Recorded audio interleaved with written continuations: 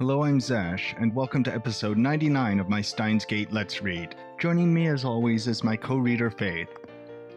Well, we had to take some time to recover from that last episode. It was a bit of a doozy.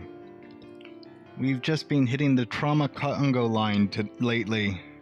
So, now that we've recovered, we can continue, so please enjoy this episode.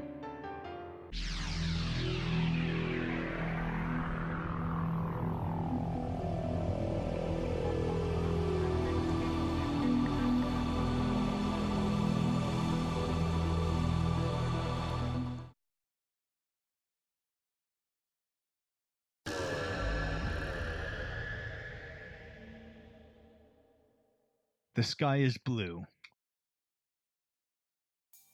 I'm on the roof of Radio Kaiken after going back 56 hours with 2 time leaps, and we've got a male. They're all alive, except possibly Suzuha. She might be dead. No, she is dead, but I don't know how she died. Where are you? You haven't been to the lab in 2 days. Are you still in Akihabara? Worried, you know? You were acting strange yesterday. I want to help, so tell me where you are. I don't feel right not having you around. Where are you? I want to see you. I think she still likes him. Well, yeah. They just missed. She missed a lot of what's going on with them. Like, I feel there's this really big disconnect between them that I feel like they would have to address. Yeah, especially if it goes back to the Beta World line where they never actually really met. Yeah, like there's this really well, huge she will be dead disconnect. on the Beta World line. Well, but you know what I mean. Yeah. Like the Kurisus that were before, but he left those behind. Yeah. It's the same with Luguko. Like I feel like there's this really big disconnect that they would have to... There's a real missing. They would have to work around if they were to extend their relationship further. Yeah. Let me be alone. I need to think.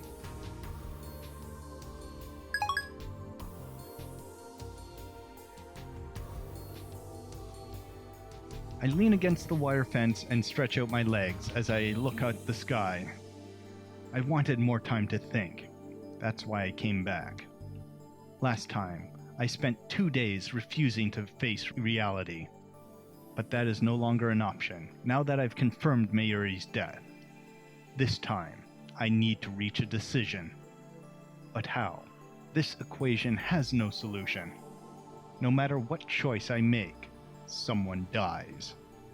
From a purely utilitarian viewpoint, I should choose the Beta World line, where CERN never creates a dystopia. But it's not that simple, not for me. There must be some other way. According to Suzuha, 2010 is a point of great divergence at the attractor field level. I think that divergence had already commenced by the time I sent the D-mail reporting Kurisu's death. So when did divergence begin? I can't say for sure, but I think it was the moment we completed the phone wave named subject to change. That was around the middle of July. Dara and I deemed it a failure right after completion. By the time Kurisu was killed, there was already a huge divergence at the attractor field level. Now that I think about it, reading Steiner activated that day, when I sent the D-mail that started it all. At that moment, every pedestrian and vehicle on the main street of Akihabara suddenly vanished. That feels so long ago. Yeah, it does. But now, I can finally explain it. That was the moment I moved to the Alpha World line. Ooh, that was a long time ago. On the Beta World line, where this all began, Suzuha didn't arrive in her time machine. Dr. Nakabachi conference went ahead as planned, and the flow of tourists and shoppers through Akihabara was unimpeded. But when I sent that D-mail, events changed on a huge scale, from my perspective at least. On the current world line, Suzuha crashed her time machine onto the roof of the Radio Kaiken. Nakabachi's presentation was cancelled, and the part of Akihabara was closed to traffic. Because I was out on the street when the world line changed, it appeared to me that thousands of people suddenly vanished. The truth is, they were never there to begin with. Like a magician's trick, it's so obvious once you understand how it works. I think we came to this conclusion back in chapter 3. Yeah. The real problem is the timing of the D-mail. I moved to the Alpha world line after Kurisu died. If I had sent the D-mail before she died, then I might have been able to intervene, even now, on this world line. But no, that would defy causality. I sent that D-mail because I saw Kurisu's body. That's the way it has to be. Who killed her anyway? I still don't know. It definitely wasn't suicide. What if I identified the murderer and send them a D-mail warning them off? Would that prevent her death? I mean, no one had tried to kill her on this world line, have they? Maybe there's a chance. However, to send that D-mail, I would still first have to move to the Beta world line. The more I think about it, the more futile it seems. I've already seen Mayuri die countless times. Everything I tried to prevent it failed. I understand all too well. When fate wants someone dead, nothing can stop it. I can't save Kurisu. There you are. I thought I was alone, but it seems that I was wrong. I turn around to see Kurisu standing in the open door. I avert my eyes. I can't look her in the face. Not now. What are you doing here? Nothing. How did you know I was here? You said you wanted to be alone. I ran the numbers and concluded that I had the greatest probability of finding you here. Then leave me alone. You don't have to look for me. I'm not a lost little boy. Hey, is that how you treat someone who's worried about you? Not that I'm worried about you or anything. Jesus. Right after she gets herself flustered, Kurisu sighs and puts on a serious expression. I was gonna leave you alone at first, but you've been acting weird the last couple days. I mean, you're always weird, but more than usual. Ellipses. You look like a kid forced to eat crappy oatmeal. What happened? Nothing. Then why did you cancel the cracking of CERN? You're the one who said we shouldn't. That's childish, Okabe, come on. Oh, so you're afraid of triggering arrest flags. I get it. You should praise me for obeying the law for a change. That's not like you at all. What happened to your ego? What happened to the insane mad scientist, Hyoin Kyo? The hell with my ego! Ellipses. This time, it's not that simple. I have forced my ego onto others before. Suzuha, Faris, Lukako.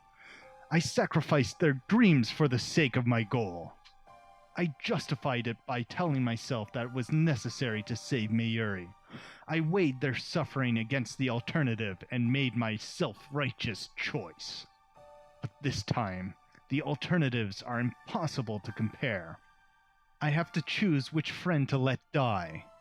It would be so much easier if I knew which was right.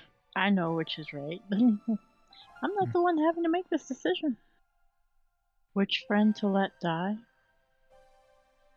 What are you talking about? I'm just a student, Christina. You know? The insane mad scientist Hyoin Kyoma? That's just a fantasy character I made up.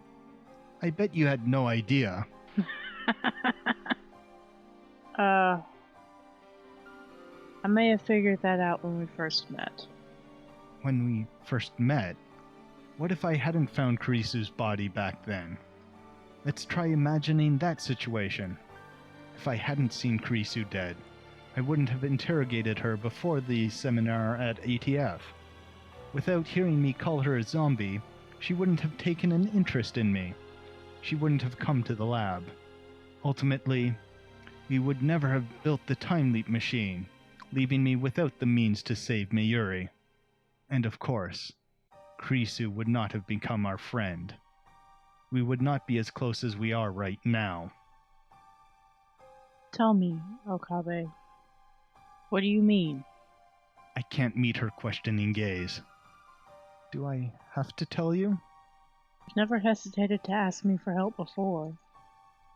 Don't hold back now. That's not what this is about. Then prepare yourself. What I'm about to tell you is the absolute truth. And it could also be your death sentence. Eh? Krisu's voice cracks a little. Remember what I told you before? When we delete the D-mail from CERN's database, we'll reach the Beta World Line where Mayuri doesn't die. And where CERN doesn't take over the world, right? Everyone lives, everyone is free. You made it sound perfect. Perfect? It's anything but. I showed you the first D-mail, didn't I? The one that started it all? On the Beta World Line, the events described by that D-mail actually happened. Ellipses. Krisu is a genius. I have no doubt that she understands. Krisu, on the Beta World Line, you die on July 28th. Ellipses. And according to the attractor field model, nothing can prevent that from happening. If I want to save Mayuri, I have no choice but to let you die. Ellipses. Krisu says nothing. What expression is she making now? I reluctantly sneak a look at her face. She's staring out across the cityscape. Her eyes look distant. I see neither fear nor sadness in her face. She seems accepting. Krisu is always like this. Always calm, no matter what. It's hard to believe she's younger than me. Her soft chestnut hair blows in the wind. She lifts a hand to hold it down. Hey, Okabe. How credible do you find this attractor field model? Credible? It's all second-hand info from John Titor. From Amani-san, isn't it? I get that it's the accepted model in 2036. But how exactly did scientists prove the existence of attractor fields? Are you trying to say the model might be wrong? But I know for certain that convergence exists. I've experienced it firsthand. Even if they're right about convergence, what about the relationship between world lines? The moment I change world lines, everything is reconstructed. Past, present, and future. But that's just from your perspective, Okabe. Once you go to the Beta World Line, the me that your brain perceives will die. In other words, your perspective will have chosen the world line where I die instead of the one where I don't. However, why can't the world your brain perceives be different from the world my brain perceives? Brains. I forgot her specialty was neuroscience. So you're saying world lines are independent? Like trains, maybe. Trains? Let me give you an easy example. Krisu takes out her phone and starts fiddling with it. If I want to take the train from Akiba to Yokohama, which route should I use? I didn't know you were a rail fan. It's just an example, geez. You choose to take the Yamanori line from Tokyo Station, then transfer to the Tokaido main line for the rest of your trip.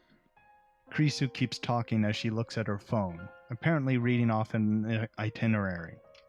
But if I take the Yamanori line to Osaki and then transfer to the Shonan Shinjuku line, another person, say Hashida-san, might decide to take the Keihin Tohoku line for some reason.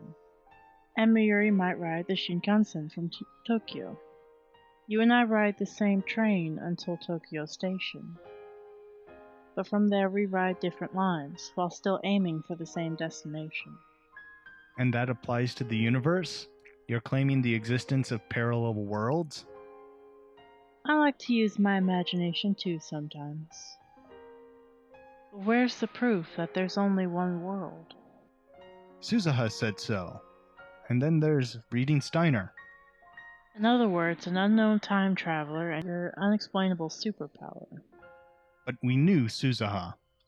There's no way to prove that she was Hashta's daughter, or anything she said about 2036 either. Not without going there ourselves. You can prove the daughter thing. DNA testing works. Yeah, but she's kinda gone. Yeah. Well, you could send a D-mail back to yourself, get a DNA sample Suzuha, and compare it to Taru. Do you really want to mess with the D-mails while we have the IBN right now? Good point. And if reading Steiner is what you say, then it means that your subjective experience influences the memories of every single human being. That's completely absurd, Okabe. If it's true, then you're literally a god. But there are no gods in reality. The world doesn't revolve around you. It's just your brain making you believe that it does. If that makes you this world's god, then I must be a god too. My brain is just as big as yours. What are you trying to say?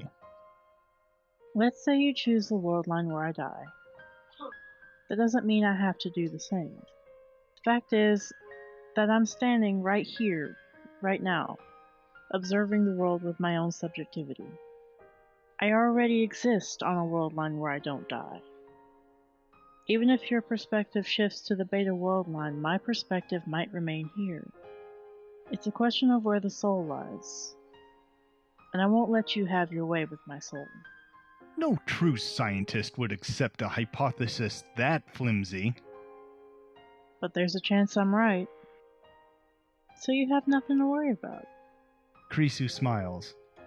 How can she smile? I just told her that she's going to die.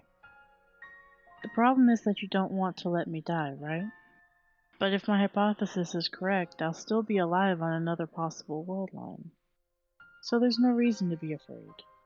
Ellipses. It's just a hypothesis.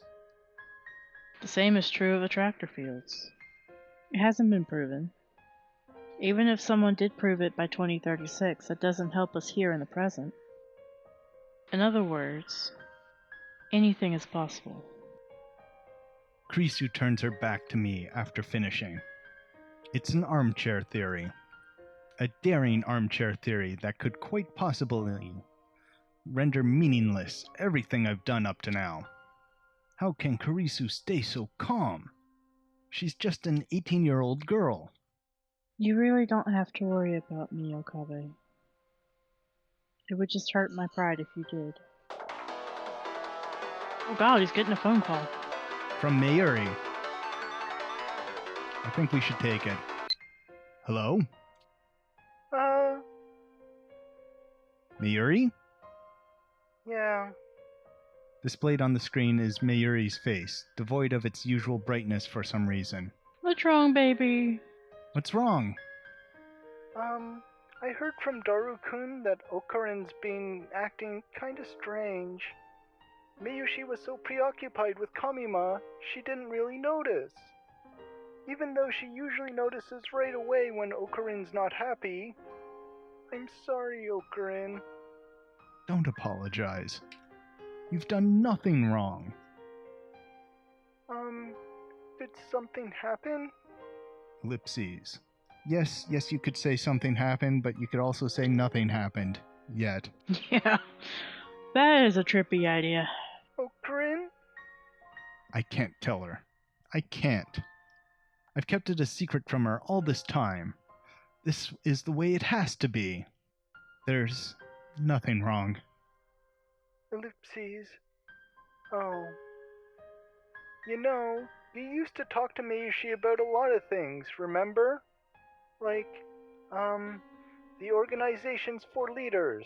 Their names are Black Turkish, Virginian Burp, Balloon Drag Queen, and White-Eyed Gore, right? Black Tortoise, Vermilion Bird, Blue Dragon, and White Tiger. Oh my god. Miyushi. Yeah, that. You know, it was really fun talking to Okarin about stuff like that. But now... Okarin, if Miyushi's a burden, just say so, okay? Little baby. What? I never... Hehe. I'm hanging up now. If you feel like talking to Mayushi about anything, just call, okay? Doo-doo-doo. She hung up on me. What did Mayuri say? How are you a burden? Don't say things like that, damn it! Why is she only serious at times like this? Burden, huh? I've never felt Mayuri was a burden. Not once. Then you should tell her that. Maybe it wasn't a good idea to leave Mayuri in the dark. She never looks like she's thinking anything, and yet she saw my doubt?